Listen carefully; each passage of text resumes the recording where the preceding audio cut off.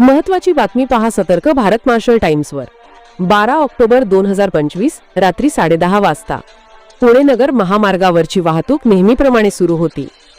लोक घरी परतत होते, काही पुढील प्रवासाला निघाले होते आणि त्याच क्षणी मागून वेगाने आलेल्या एका कारने अचानक समोरच्या वाहनांना धडक दिली.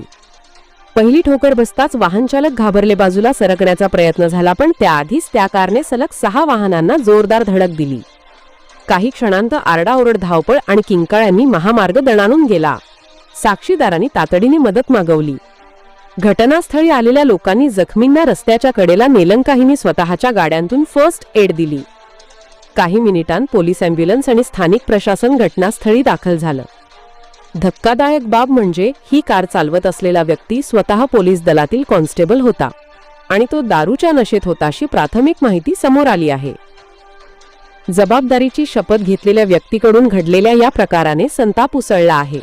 अनेक जण जखमी झाले असून काहींची प्रकृती गंभीर आहे. उपचार सुरू आहेत आणि आरोपी कॉन्स्टेबल विरुद्ध कठोर कारवाईची मागणी होत आहे. या घटनेने पुन्हा एकदा दारू पिऊन वाहन चालवण्याच्या धोक्याची जाणीव करून दिली आहे आणि सर्वांत मोठा प्रश्न उपस्थित केला आहे. सुरक्षा नक्की अपेक्षित कुणाकडून ठेवायची? तपास सुरू आहे आणि परिसर अजूनही हादरलेला आहे. आपण पाहतात सतर्क भारत मार्शल टाइम्स पुणे.